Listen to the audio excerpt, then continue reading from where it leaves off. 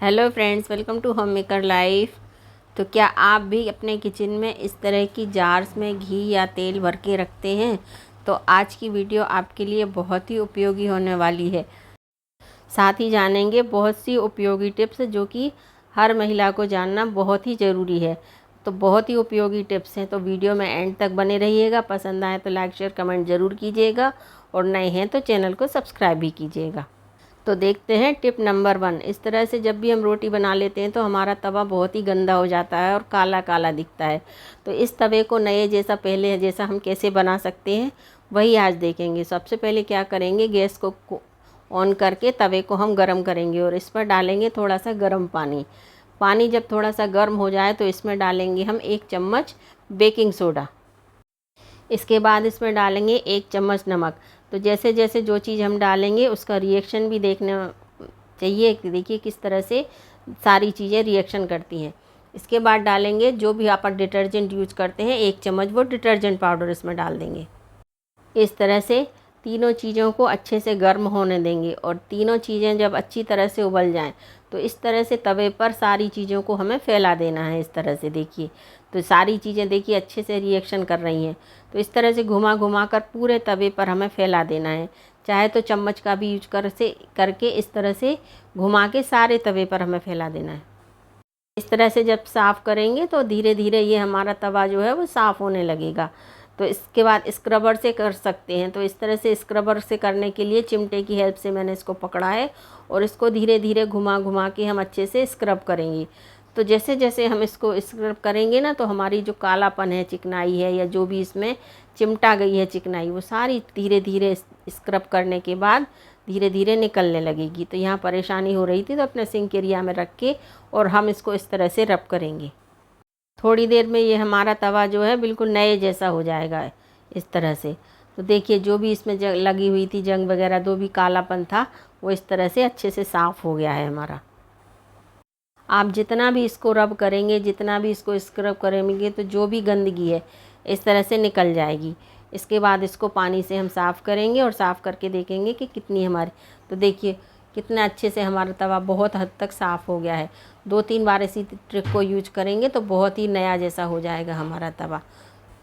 तो इस तरह से जब भी तवा गंदा हो जाए तो इस तरह से आप इसको साफ़ कर सकते हैं। इसके बाद चलते हैं नेक्स्ट टिप की ओर। जब भी हम दूध को गर्म करते हैं तो इस तरह की जो मलाई है इस तरह से हमारे बर्तन में चिपक जाती है और साफ़ करने में दिक्कत होती है। स्क्रब से भी जब हम इसको साफ़ करते हैं तो ये स्क्रब को भी गंदा कर देती है। तो बहुत अच्छा इसका यूजफुल तरीका है कि इस तरह का जो ढक्कन होता है, किसी भी बोतल में इस तरह के ढक्कन आते हैं, दवाइयों के बोतल में है, किसी भी ढक्कन, तो इस तरह का ढक्कन हमें ले लेना है और इस तरह से ढक्कन से इसको रब कर देना है। तो जैसे जैसे आप इसको घुमा घुमा कर घिसेंगे तो जो सारी मलाई वगैरह है इस तरह से निकल कर आ जाएगी और फिर इसको हम धो लेंगे सादा पानी से। तो देखिए सादा पानी से धोने के बाद भी हमारी देखिए इस तरह से कितनी बढ़िया से साफ़ हो गई है। इसके बाद जिस भी डिटर्जेंट से आप बर्तन को साफ़ करते हैं इस तरह से उसको साफ़ कर लिएगा और ढक्कन को भी हाथ के हाथ धो के रख दीजिएगा ताकि बाद में काम आ जाए। और इस बर्तन को भी हम अच्छे से धो लेंगे डिटर्जेंट से धोने के बाद। तो देखिए कितना नया जैसा हमारा बर्तन हो गया है। अक्सर घरों में इस तरह का सिलेंडर आता है तो क्या होता है, सिलेंडर में इस तरह का नंबर लिखे हुए होते हैं लेकिन हमें समझ में नहीं आता है कि ये क्या लिखा हुआ है। इसी में लिखा है रहता है C24 A29। देखिए इसमें लिखा है हमारे सिलेंडर में A29 इसमें लिखा हुआ है, ये देखिए। तो इसका क्या मतलब होता है, तो ये जो 15.8 लिखा हुआ होता है ये तो गैस का वजन दिखाता है कि हमारे सिलेंडर में इतनी गैस है। लेकिन जो A25 लिखा हुआ है इसका क्या मतलब होता है, तो ये जो A29 लिखा हुआ होता है ये इस सिलेंडर की एक्सपायरी डेट हुई होती है। जी हाँ, ये इस सिलेंडर की एक्सपायरी डेट है। इसको 4 पार्ट में डिवाइड किया हुआ होता है, A, B, C और D। मंथ को जो है 4 पार्ट में डिवाइड रहता है। A यानी जनवरी फरवरी मार्च, B यानी अप्रैल मई जून, C यानी जुलाई अगस्त सितंबर और D यानी अक्टूबर नवंबर दिसंबर। तो हमारे इस पर लिखा हुआ है A29, मतलब इस पर लिखा है A29 मतलब A का मतलब है जनवरी फरवरी मार्च और 29 का मतलब है साल, माने 2029 तक जनवरी फरवरी और मार्च तब तक इसकी एक्सपायरी डेट है। इसके बाद इसकी एक्सपायरी डेट ख़त्म हो जाएगी। 2029 मार्च के बाद इसको यूज़ नहीं कर सकते हैं, क्योंकि उसके बाद ये फट सकता है, ब्लास्ट हो सकता है, कोई भी इसमें दुर्घटना हो सकती है। जब भी आप सिलेंडर लें तो इस तरह की ये डेट और ये सारी चीज़ें देखना बहुत ही ज़रूरी है। कहीं आपके पास एक्सपायरी बोतल तो नहीं आ गई, तो बहुत ही ज़रूरी जानकारी है। ज़्यादा से ज़्यादा इसको शेयर कीजिए, ज़्यादा से ज़्यादा लोगों तक पहुंचाइए, ताकि सब लोग सेफ़ रह सकें और जानकारी सभी को हो। इसके बाद है नेक्स्ट टिप। जब भी हम दूध को गर्म करते हैं तो बर्तन नीचे से जल जाता है, या जो भी दूध में मलाई होती है वो नीचे चिपक जाती है। तो इसका बहुत अच्छा तरीका है कि बर्तन में दूध गर्म करने से पहले उस बर्तन में हमें लेना है थोड़ा सा पानी, और थोड़ा सा पानी डालने के बाद फिर जो भी दूध को हम, जितना भी दूध हमें गर्म करना हो, वो दूध हम इस बर्तन में इस तरह से डाल देंगे, और फिर इस बर्तन को हम रखेंगे गैस पर गर्म होने के लिए। तो इस तरह से जब हम दूध को उबालेंगे तो हमारा बर्तन भी नीचे से नहीं जलेगा, और जो हमारा दूध है बहुत अच्छी तरह से गर्म हो जाएगा।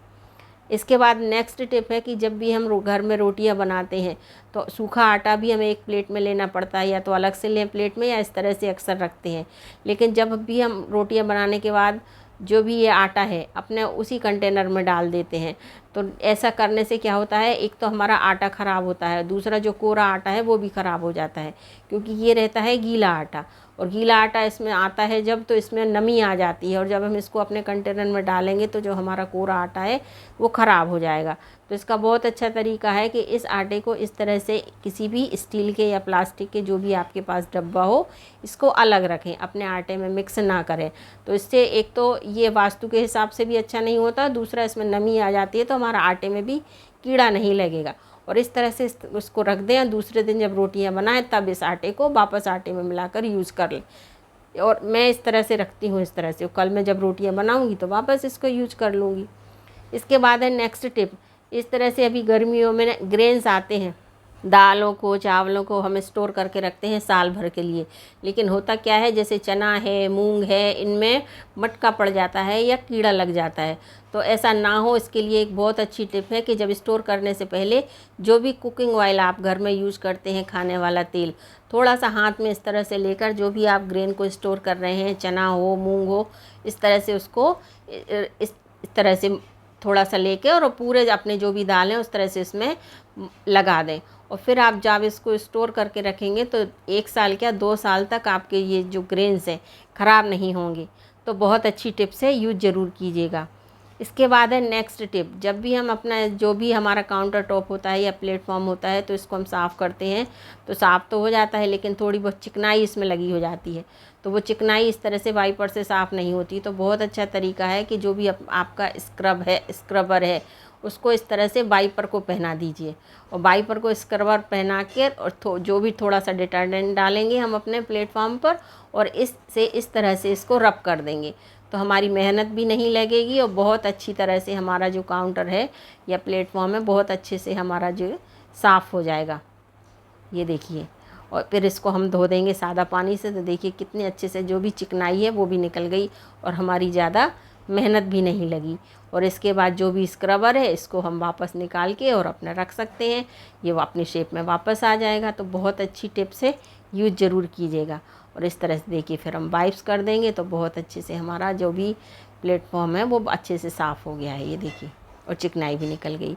इसके बाद नेक्स्ट टिप, क्या आप भी इस तरह के कंटेनर जो होते हैं इसमें घी या तेल रखते हैं, लेकिन रखने के बाद क्या होता है ये बर्तन भी हमारे चिकने हो जाते हैं और इसकी डिज़ाइन की वजह से साफ़ करने में बहुत ज़्यादा परेशानी होती है। तो इसके लिए बहुत अच्छी टिप्स है कि सबसे पहले इस तरह से करेंगे हम पानी को गर्म, और जब पानी अच्छे से गर्म हो जाएगा तो इस गर्म पानी को डाल देंगे हम अपने जो भी हम कंटेनर में रखते हैं, इस तरह से इसको डाल दीजिएगा। गर्म पानी डालने से जो भी चिकनाई है ना वो पिघल जाएगी, और इस गर्म पानी को हमें सारे में फैला लेना है, जहाँ जहाँ भी चिकनाई लगी हुई है तो इस तरह से घुमा घुमा के हमें इस पानी को पूरे बर्तन में लगा लेना है। जो भी ढक्कन वगैरह है उसको भी इस पानी से इस तरह से धो लेंगे गर्म पानी से, तो इसमें भी जो चिकनाई लगी हुई है वो भी निकल जाएगी। इन जार के अलावा जो भी आपके चिकने बर्तन हैं, जो भी तेल या घी के बर्तन हैं या जो भी हैं, उनको भी इसी तरह से साफ़ कर सकते हैं। और इस पानी को हम फेंक देंगे तो देखिए सिर्फ गर्म पानी से ही हमारी सारी चिकनाई निकल गई है। इसके बाद क्या करेंगे, थोड़ा सा डालेंगे हम डिटर्जेंट या डिश वॉश जिससे भी आप बर्तन साफ़ करते हैं, और आधा चम्मच डालेंगे इसमें नमक, और इसको इस तरह से साफ़ कर देंगे। तो जब हम इस तरह से नमक डालकर और डिटर्जेंट से भी फिर स्क्रब से साफ़ करेंगे तो बहुत अच्छी तरह से हमारे ये बर्तन हैं साफ़ हो जाएंगे। तो इस जार या बर्तन के अलावा भी जो भी आपके इस तरह से चिकने बर्तन हैं या जो भी इस तरह से चिकने हो जाते हैं, तो इस तरह से गर्म पानी की हेल्प से आप इन बर्तनों को साफ़ कर सकती हैं। तो बहुत ही कम मेहनत में इस तरह से आपके जो बर्तन हैं बहुत अच्छे से साफ़ हो जाते हैं। इस तरह से बाहर साइड भी जब हम घी या तेल लेते हैं तो इस तरह से बह जाता है, और बाहर साइड भी ऑयल और घी इस तरह से लग जाता है। तो इस ट्रिक से बाहर से भी बर्तन उतनी ही अच्छी तरह से क्लीन हो जाते हैं, ये देखिए। और इसके बाद हम इनको सादा पानी से इस तरह से धो लेंगे। तो जब हम इनको फिर धोएंगे तो बहुत अच्छे नए जैसे हमारे ये बर्तन हो जाएंगे।